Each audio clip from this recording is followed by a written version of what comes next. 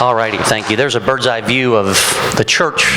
So Jordan sent me a text yesterday, and he had a picture of what the church looked like from above. I think he had Eric on top of his shoulders, and then Eric actually took the picture. I just said that for Mary, because Mary's sitting at home right now going, "Oh no, you didn't. He didn't. He really didn't. That was me making that up." We are going to be in Luke chapter 6 today. Luke chapter 6, and what we're going to be talking about for the next 2 weeks is giving. And so from where you sit today, I want you to understand something as we go through this message, is that giving is done in a lot of different areas. And so usually when we talk about giving, we think about it from a financial standpoint, which we're going to get to next week.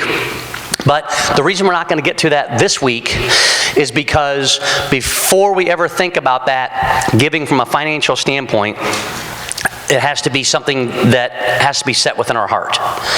And so giving can take place in a lot of different ways. The terms that you often hear is time, treasures, and talents, or time, talent, and treasures, depending on who you talk to. And it's not, well, I'll give my time, or I'll give my talent, or I'll give my talent, or I'll give my treasure. It's time, treasures, and talent. So it's not an a la carte choice. It's something that takes place from within us, and then it gives us to the point to where we choose to give. And so we all know people in our lives that we look at them, or we talk with them, or they're around it, and the term comes up, well, oh my goodness, they're so selfish, they're so selfish. And many times the reason people or companies or whatever it might be get so selfish is because they don't have a giving mindset, they don't have a giving heart. And so it becomes all about them. And for those that are very giving and that understand that it means what it means that we should all be giving, it's tough for us because we can see the difference of that person, usually with ourselves, or of other people that we know that are very giving. And so sometimes we even wonder if we have a brother or a sister that's that way. You can have one that is just so giving in so many different areas, and one that is just so selfish in so many different areas. And we wonder, well, how does something like that happen? It happens because we all live different lives. And we don't know the background. And you don't know my background, and I don't know your background necessarily for how you grew up, or the struggles that you have, or the things that took place that something may incite you on the inside to go, I need to go and help there. Or for others that, a lot of times they're so selfish that, okay, this happens, so I'll give a little now, but then it can get back to being about me. This church many years ago, and I don't know what the exact year when this whole thing started, but they made the decision before I got here that they were going to build a building next door. And when they decided to build this building, it was going to be all of these things, and it was presented to the church that it was going to be a conference center and a place for Sunday school offices or Sunday school classes and all these different things. And they had this huge building campaign and all these other kind of things because the church was trying to be something that they were not. They wanted to be like the other mega churches that were in the area, not thinking that most mega churches have a huge highway that drives past them, and that way people can pull off quickly and get back on the highway quickly and get back on and with their lives, so that there's more of a population area. Clinton is never going to be a large population area because of how acreage is set. You can only build if you have a certain amount of acreage now in the area. There's all kinds of things that took place that just were not looked into. But man, if we build this building, it was the whole, if you build it, they will come. And that was the mindset.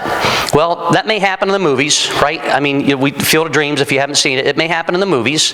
But in real life, many times, that doesn't take place because people can't get a hold of a project or get a hold of something that they can't see themselves in personally. And even though the mindset is that this could possibly change a church family, it still comes back to focusing first on the church family. And so that's why it starts with our heart, and it doesn't start with our wallet or our checkbook. It has to start with what God is doing on the insides of us to reach out to others on the outside. So this is where the church was when I showed up. And this was, like I said, this was 11 and a half years ago when I first got here. And I sat down with the church and we talked about it. And all anybody wanted to talk about was the debt. And for you personally, you may be someone that is really struggling with debt right now. But obviously, our nation is struggling with debt right now. And so the way to fix that is to hopefully come into some money so we can just throw it at it, and then we'll put a Band-Aid on it, and then we'll pay off some bills. And when we get those bills paid off, then we'll fix our finances. And the problem with that is that when you pay things off, if you haven't changed your habits, then you're going to fall right back into the exact same habit that you had before and get into that spending struggle struggle, and then the debt actually gets higher because you raised your credit limit and I have more to deal with, and the windfall as far as the finances don't come in. And once again, we've seen this with our nation where at one point they're like, wow, we're going to go $1 million in debt. Wow, we're going to go $1 billion in debt. And now one day it's like we're $6 trillion in debt or whatever the number is nowadays. So from that giving standpoint, this church made the decision that they were going to build this building because they were going to reach out to the entire community so that they could use the building to then fill the building, and then by filling the building, then more money will come in, and by having more money come in, we can reach to more people and things like that. And so when I met with them the first time, it was completely backward, because when I asked every single person in the room, and there were 7 of us, what the biggest struggle was when it came to this church, it wasn't in the giving. It was in what they owed. And so what they owed and what they had set this apart as, it had actually fractured the church, because once the building went up, everybody wanted a piece of it. And they wanted a piece of it in a certain way that would help their ministry the most. Because I'm giving to that, so I should have a say. And because I have pledged this much, I should have some power in it. And the next thing you know, you get so far away from what God intended that you lose sight of the people around you. And this happens to us in our everyday lives. We make poor financial decisions because we don't think about our husband, our wife, our kids. We don't think about the direction that we want to take. We don't think about the long term. We don't think about the future. We just something shiny and it's new and everyone else has it. And boom, we've all got to have it. And for those of you who don't agree with me, just think about this for a second. You have a cell phone or a smartphone. How many of you look forward to the 2 years when you get done paying so that you can get the upgrade? Or for the latest 5G, or for the new flip phone that's coming, or the next step, which is the flippable, bendable screens, which is going to be coming out at some point in some time. Every 2 years, we're conditioned to do that. And before that, it started with cars, where it used to be that you bought your car. And then all of a sudden, one day, there was this thing, let's lease it. So you can lease it out for a certain amount, and the mileage was $20,000 a year. Then went down to $15,000, then $12,000, then $10,000, because they realized that more and more people were leasing. And you could lease for 36 months, and then went to 48 months, and then it went to 60 months, and then it went to 72 months. And I just found out yesterday that someone signed a 7-year agreement on a lease. 7 years and 84 months, and we think, oh, that would never happen. But with our houses, it was the same thing. It used to be you would have a house loan, and your house loan was 10 years or 15 years. Now they're 30. Now they're stretching them out to 40. And so our church fell into that, and it's very easy to fall into that when you think about biggering and getting better, and you lose sight of the hearts that are within the building. Now, I'm sharing all this with you because I want you to understand where we're at right now as a church. Because if I don't tell you now, then 9 months from now, when we get to a point where hopefully we're going to be more back to break even, we're going to have some of these outreach things that are taking place. But see, for the last 10 years, if we weren't doing outreach and we weren't taking the time to do things such as the women's Bible study, the men's Bible study, the open Bible study, Hope Outreach, Hannah's Hope, the community outreach, if we weren't doing all these things, we would just be another entity that was in major debt. In that meeting, I asked all these guys, what is the number one issue? And every single one of them said the biggest issue was the finances. And so then I asked them this question, tell me about this church. What is this church? What should this church be known for? And 7 answers came back. 6 of them were outreach. 1 of them was missions. So I shared with them, okay, so we're an outreach and a missions-based church. Yes, that was the answer that came back. So then tell me about your outreach and your missions. And it was dead silence. There was no outreach. There were no missions. It was just gone. Everything had lost focus, and it all became about the building and the payment and the payment and the building. And when that happens, you lose sight of what God is trying to do. The reason it happens is because each one of us individually lose sight. You lose sight from the pulpit, you lose sight from the leadership, you lose sight from the deacons, you lose sight from the elders, you lose sight from the Sunday school teachers, and everyone feels it all the way down. And so the first thing that we as a church did is we said we have to make a change. And the change that we made is that every week in the last 11 plus years, The first 10%, which is known as a tithe, that we give as a church goes to our missions. It goes to the mission. It goes to outreach. Locally, here within the church, we have, once again, Hands Open, the community outreach. It goes outside of the church. It goes all the way to India. It goes for things that we do here within the church, such as trunk or treat. We don't stop doing ministry, because the minute we stop doing ministry, we change from love to power. We go from selfless to selfish. So we're 9 months away from turning this thing completely around. What we did for the first 5 years, our church paid a loan payment, and it was about $8,700 a month. And after 5 years, 4 years and 10 months of me being here, we had paid off $13,000 in 4 years and 10 months. So the plan that they were on should have never been given to them. It was a 30-year plan. The company that gave it, and this is a church company, only gave 20-year loans, but they pushed and they pushed and they pushed to have this. We were on the infinity plan to pay that off. So about 6 years ago, we made the change, and we did a bucket program, and we asked people to come forward so that they could give and that we could pay that back. Now notice, some of you probably going, well, why did you wait 5 years to do that? Almost 5 years. We waited 5 years to do that because our hearts had to be in the right place. We had to prove how we were giving as a church. We had to show that we were a mission and an outreach church, because that was what was most important. And so we have these missions, we have these outreaches that you can be a part of. But here's the thing you have to remember. You have to take the step personally to be a part of an outreach or a mission, either within the church or outside of the church or somewhere within your life. Because God makes a change from the inside out. And the last thing that is going to change, and has changed for you and for me, is when we give from a financial standpoint.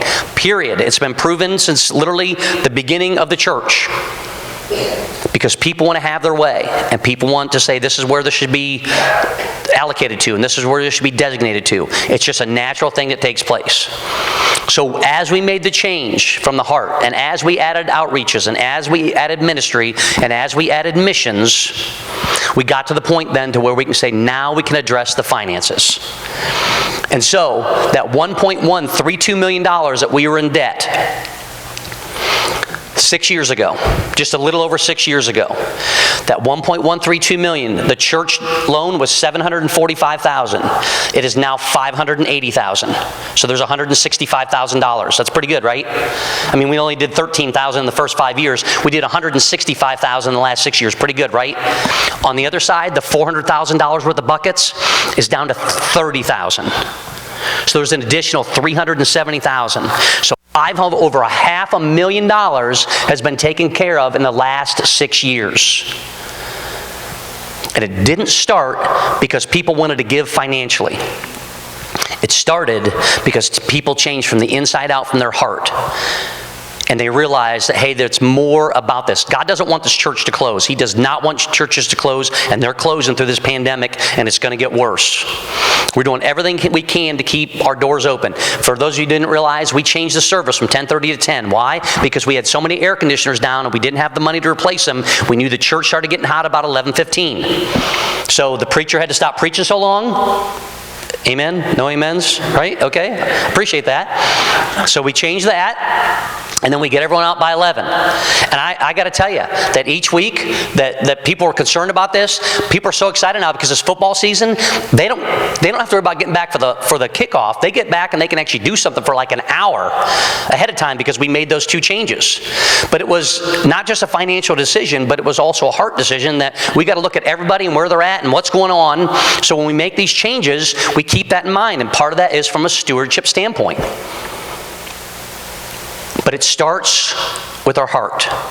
And so for you, if you're someone that struggles today because you're like, man, you don't understand where I'm at, and it's tough for me to be a part of a ministry, and it's tough for me to volunteer, and I'd like to be at that Bible study, but man, I just don't have the time to, whatever it might be, I would challenge you with this. You can't look forward 6 or 7 years until you take the step today. And if you want to grow in your relationship with God and want to grow personally, you can't worry about what's going to happen in 2025 or 2026 and 2027 until you take the step personally today. It's a choice you make, and it's a choice I make. I wasn't worried about these 9 months that are coming up when we first did the bucket program. We saw moral failings within the church. We saw church splits that took place. We saw people get focused on power. And we knew all of it was coming. And yet God, through His mercy and through His grace and through the hope that He brings, notice what we said there. Through His grace, through His mercy, and through the hope that He brings, He's taking care of it. Your job and my job is to just trust and believe that He can. So how big's your God? Because if you believe He could do that for the church, do you believe that He can do that for you personally? And this is not a how much I have or how much I don't have issue. This is a heart check. Luke chapter 6 is where we're going to pick up today. But before we do that, I want to read to you this from what Jesus had to say. He says, don't store up, this is from Matthew 6, starting in verse 19. He says, don't store up treasures here on earth where moths eat them and rust destroys them, where thieves break in and steal.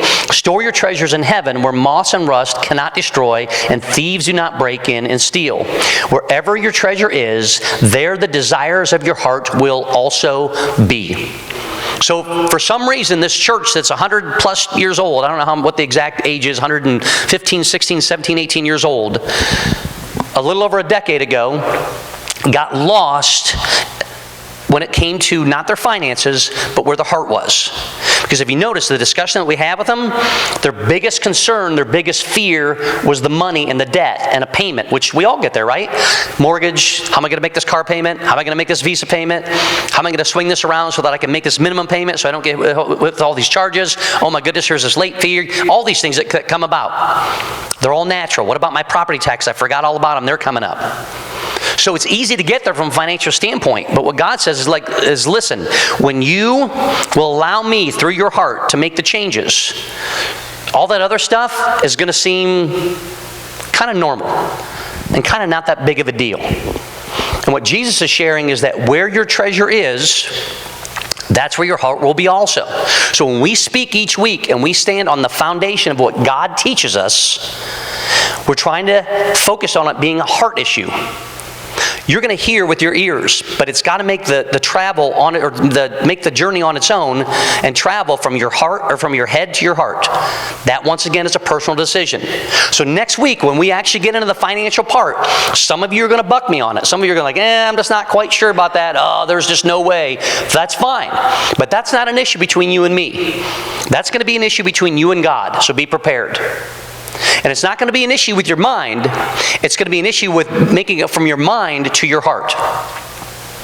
And once again, it's going to be, this is where God lives, so it's going to be between you and God personally. But this also starts with our talents, with our gifts, with where God has blessed us. And so for the people that are online, especially that are staying home, know that one thing that we have here is the fellowship within the church. We offer it on Sundays. We offer it on Thursdays. We offer it on Wednesdays with our Bible studies. We'd love for you to be a part of it.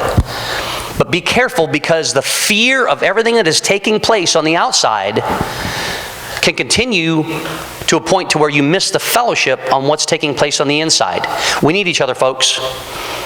We're going to need each other more in the next few months. We're going to need to know that we have people to turn to. And if we're staying at home and resting in fear, and some of us have to, we have got to find the people that have the faith that we can turn to. And we, the ones that are here, have to have enough faith that we will choose to turn to them. I haven't seen you in a while. Just send you a text message. Hey, haven't heard from you. Just wanted to give you a call. Hey, I know it's a struggle right now. How is everything going? When God puts people in our hearts, it travels back to our mind, and then we have to make the choice whether or not to reach back out to them. So see, it's a heart issue. It's a heart issue in every area of our life, and it goes all the way down to the finances. Don't worry, once again, we'll talk about that next week. But where your treasure is, the things that you treasure the most, that's where your heart will be also. So ask yourself that question. What is it that you treasure the most? For some of us, it's easy to say our spouse. For some of us, it's easy to say our kids. For some of us, that have been blessed doubly, it's our grandkids. For some of us, it's just being able to get through the day. For some, wherever your heart is. But see, many times when we think about that, we don't consider that our heart is with God first. And then everything after that flows downhill. See, if my heart is with God first, my heart is then with my spouse first because God blessed me with it. My heart is then through my children next because God blessed me there. My heart is then with my grandchildren because God blessed me there. And everything else, it flows downhill. But if I can see God in all those important areas, then I can point to the areas that all of a sudden, they aren't nearly as important as I thought they were. These are the words of Jesus. They were not my words. Where your treasure is, your heart will be also. But don't miss that that is where God resides first. Luke shares it this way, starting in chapter 6. He says this to us: Do not judge others, and you will not be judged. Hold on a second, John. I thought we were talking about, giving, and I thought, this whole idea was going to be about where our heart is and things like that. Luke, in these verses, Jesus is sharing this. He knows that the biggest area in which we struggle is when it comes to judging. And when we're talking about this area of do not judge others, this is not the kind of judging that we condemn others. The judging that they're talking about here is we are looking at it and going, that doesn't make sense. That's not a good choice. That's not what they should do. That's not what I would do. There's a huge difference in that type of judging than, you know what? That's a terrible choice. You're going straight to hell. Deal with it. That's the kind of judging that we automatically point to when it comes to not judging others. This is the most quoted verse in the Bible. Not John 3:16, Matthew 7:1, and then also repeated here in Luke chapter 6. Judge not, lest you be judged. Do not judge others. Our focus is not to condemn them. But at the same time, we need to look to see that what they're doing, is that something that we should be doing? Is that something that they should be doing? Is that something that we should be doing? So do not judge others, and you will not be judged. Do not condemn others, or we'll all come back against you. So now it goes from, okay, I'm going to look at what it is that they're doing, but at the same time, that's it. I'll never talk with them. I'll never be around them. Those are people I never want to be able to deal with. I already know the path that they're taking. That's not your job to condemn them. It's not your job to judge them. It's not your job to condemn them. It's not my job to judge them. It's not my job to condemn them. Next verse. Forgive others, and you will be forgiven. Hold on a second. We started with the judging, then went to the condemnation, then all of a sudden, we went to the forgiveness. Forgive others, and you will be forgiven. And we think that there is a process in that. But what we don't realize is that when Jesus came, He came to forgive first. So all of your struggles and all the areas and the addictions and whatever it is that you go through every single day that you don't think that I understand, and I don't think that you would understand, God does understand. And He's the one that will judge, and He's the one that will condemn, but He is also the first one to forgive. And when He chose to forgive, He forgave all. And by Him choosing to forgive all, forgive everyone, that includes you, and it includes me, and it includes everything that we have done. So see, there's something within your heart that you're carrying around with you. It's something in the past. It's a struggle, whatever it might be, that just sticks there, that you haven't got past. It's a grudge that you've held. It's someone doing something to you or to your family that you haven't got over. It's a family member that, how in the world could they possibly act this way? Are we even related? They talk this way. I don't talk that way. They say these things. I don't even think those things, that whatever it might be. God says this, listen, I've already forgiven all of it. For all those that trust and believe, I've forgiven all of it. So if I've done that for you, doesn't it just make sense, if I've done that for you, that you can do that for them? And when you do so, you do it without condemning them and without judging them, because you don't walk in their shoes, and you don't know their past, and you don't understand their struggles. We're just asking for you to forgive, just as God did. The next verse, it says, give, verse 38, and you will receive, your gift will return to you in full, pressed down, shaken together, to make room for more, running over and poured into your lap. So what this means is, so they would gather many times. So in the fields, they would go out to pick different stuff, and as they would pick it, they would fill up the basket. And when the basket got filled, you would then take the basket back to the storehouse. But what they learned is that the storehouse was a long ways away because the fields were huge, so they'd have to go a long distance. And so they would shake this down, and as they would shake it down, then they could put more in. Then they wouldn't have to make as many trips back and forth. So they would continue to shake it, and they would continue to fill it. And it would get to the point to it was so full, nothing else could go in. It's kind of like when we're taking the trash out in the kitchen. Our wife says, hey, can you take out the trash? And what does the husband do? He goes up, he's like, nah, I can push this down. And he pushes it down. And then he keeps pushing it down till, probably blow the bottom of the trash bag out, right? But that's how guys are, like, that isn't even close to full. And then we pull the thing out, we can barely carry it to throw it over top of the trash can to get it in. That's how guys think. That's what we do. Just take out the trash. It'll make it so much easier. It's a hard issue, right? Taking out the trash is a mindset or a viewpoint the same way this was done when it came to pick things. We take the basket, we shake it down, more space comes. We keep filling it and filling it and filling it. And then it talks about that so much overflows that it literally falls in your lap. So once it started falling in their lap, the harvesters would stand up then and they would start to take it back to the storehouse. But here's a cool thing that would happen. Whatever was on their lap that fell to the ground, they didn't pick back up. And whatever as they carried fell to the side, they didn't pick that back up. Their job was to get it back to the storehouse. Whatever fell on the ground was meant for all the poorer people in the area to come back so that they could help to feed them. It's just what took place in the Old Testament. And do you know why it took place? Because it was a heart issue. It was a heart issue that God had put on their hearts and said, this is how we treat others that are in need. This is how we help others that are in need. And guess what? You took 99% or 90%, let's say. You took 90% of what that could fill, and 10% fell off on the way, and you still fed everything and filled your storehouses, and then you also fed the poor people along the way. And that's how God gives. See, when He gives 100%. He gave His one and only Son. But then what He's asking from us is that, hey, can't you just give back 10% to recognize that I'm here? And so when we hear that, we think, oh my goodness, that's just about our finances. Once again, this is a heart issue. Where is it that you're spending your time? Where is it that you're giving your talents? And then, because we have to bring it up, what is it you're doing with your treasure? Because it's all a heart issue. But it starts by being a mind issue, and it has to travel to here. So this next Saturday, we're doing something called Trunk or Treat. It's not in the Bible. I've checked every version. I've run it all over the place. Trunk or Treat. Nope. Trunk or Treat. Nope, not there. I don't know who came up with the name. It's kind of a cool name, but I have a truck. So for me, it's Truck Better Treat, right? So for everyone who brings truck, just a Truck Better Treat. Enjoy it.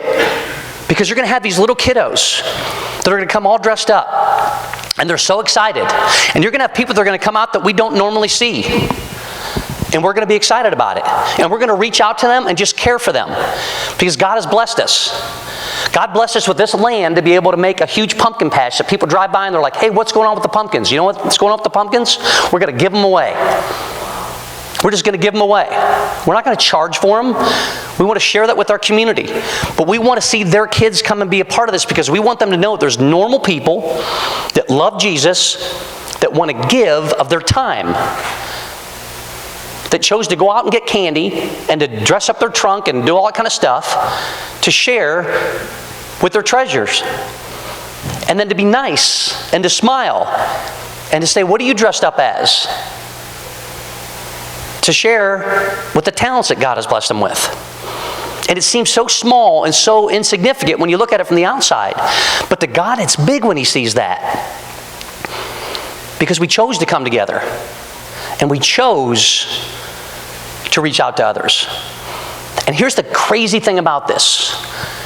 When we see people show up, and we're here together, and we're enjoying that time together, we don't condemn them, do we?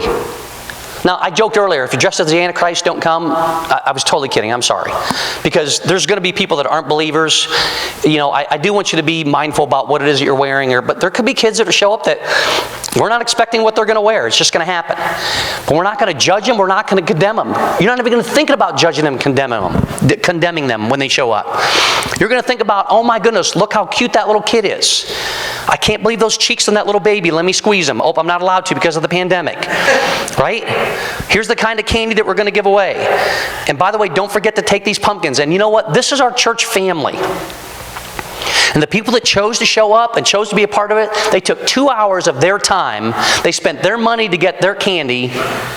And now they're sharing their heart because they don't want you to miss out or me to miss out on the fact that this is kind of like our third family.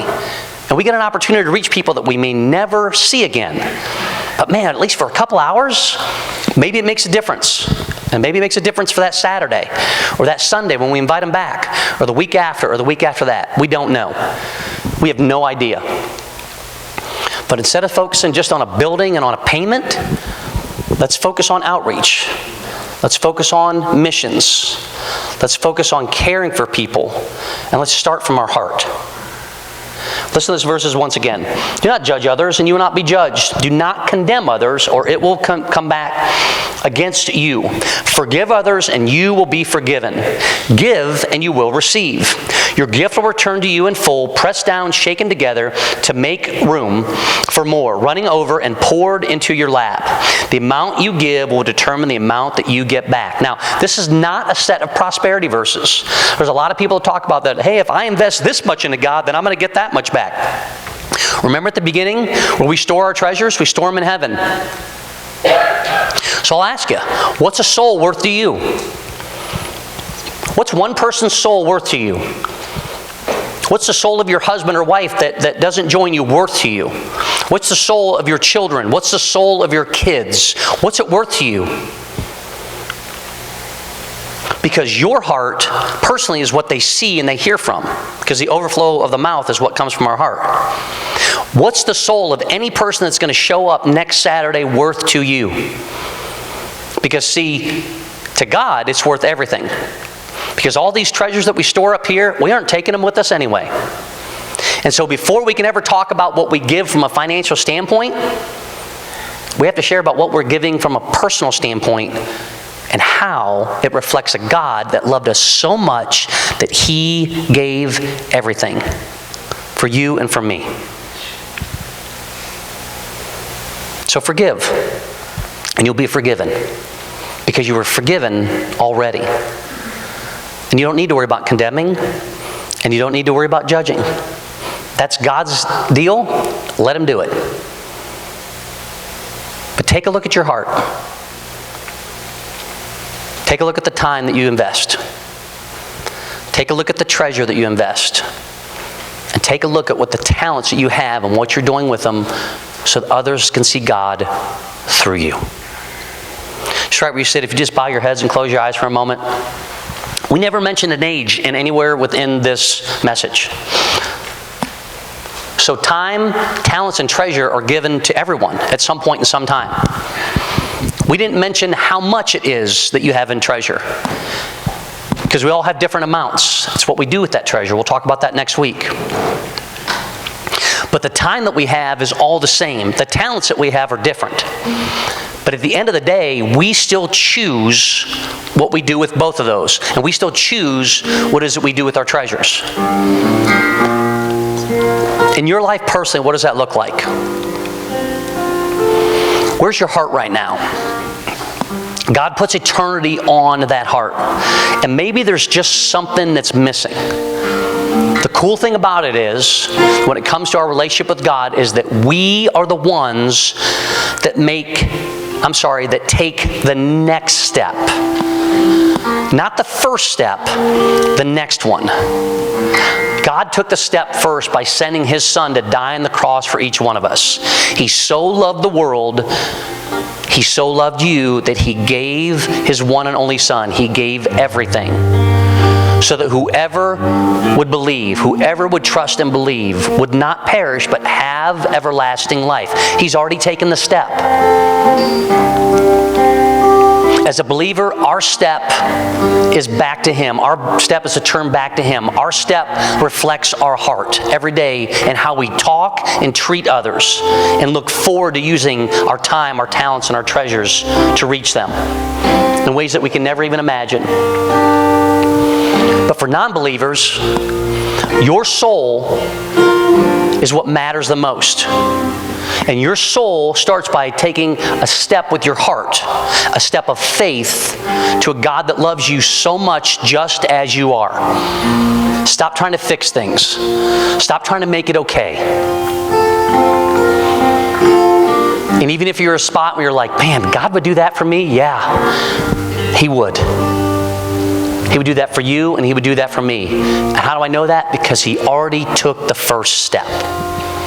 So if you don't know Him as your Savior, if you haven't taken that step back toward Him, that's a step that you can take at any time.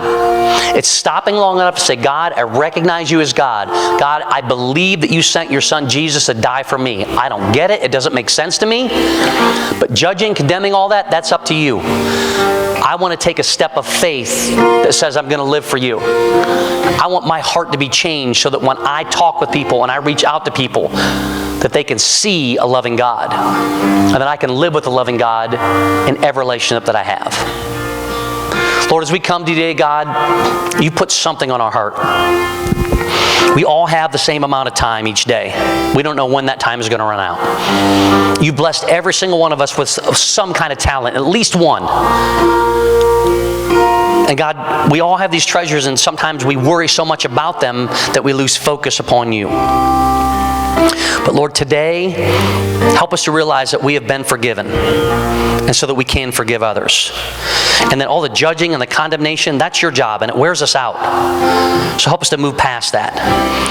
Because if we will choose to forgive as You chose to forgive, Lord, it changes our heart. It gives us the opportunity to give. It gives us to take all the stuff that's Yours anyway and be able to reach and love others just as You reach and love us every day. So God, we thank You for this time. Lord, as we stand, help us to lift our voices and our hearts to You in worship. We thank You for Your love and Your many blessings. It's in Your name we pray. Amen. Each week we have a time of invitation. If just right where you stand, if you just bow your heads and close your eyes for a moment. If you've never taken that step of faith toward God, to God, you've never thought about the fact that He has already taken that step to you and now He just invites you in. Stopping long enough to say, all right, God, I'm taking that step today. And I know it's a step of faith. I believe that You sent Your Son to die on the cross for me. I believe that He rose again 3 days later from the dead to show me that there is everlasting life. And so I'm going to put everything aside. I want to put everything aside. It's in my mind, the struggles I have, my past, all that stuff. Even the things that are going on that I just don't understand at all. I'm going to stop long enough and I'm going to take a step of faith to You. I'm going to ask You into my heart as my personal, my powerful, my passionate Savior. And today I want to ask Your Son Jesus into my heart as that Savior. If that's a step that you've never taken before and a step that you want to take, you want to talk more about, we'll talk. It's the greatest conversation you'll ever have. I'll sit down and I'll share with you exactly what the Bible teaches so that you can know for sure. But if that's a step that you're ready to take today and you've never taken it before, just right where you stand, just raise your hand.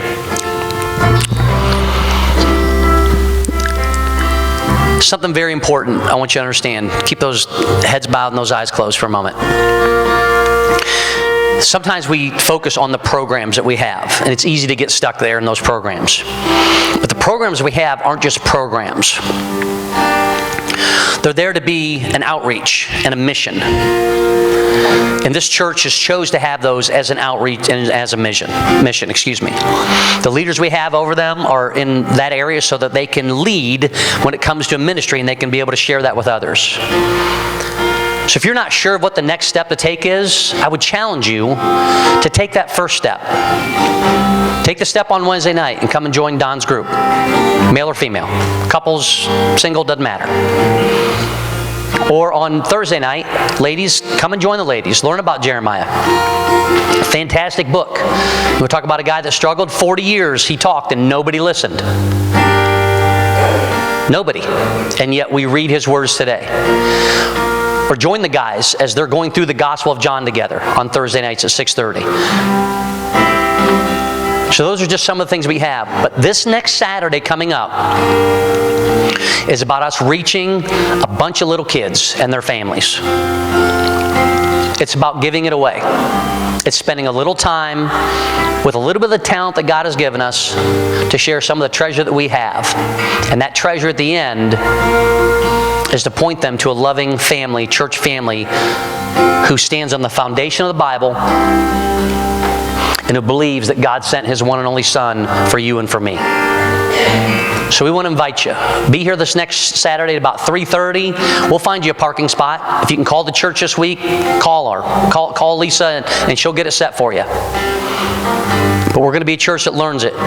We're going to be a church that lives it. And we're going to love others with it. That's our church. Learn it, live it, love others with it. And it is the gospel, which is the great news that God sent his one and only Son for you and for me. So we hope to see you all on Saturday. We thank you for being here with us today. If you just lift your voices and your heart in this final verse. Thank you.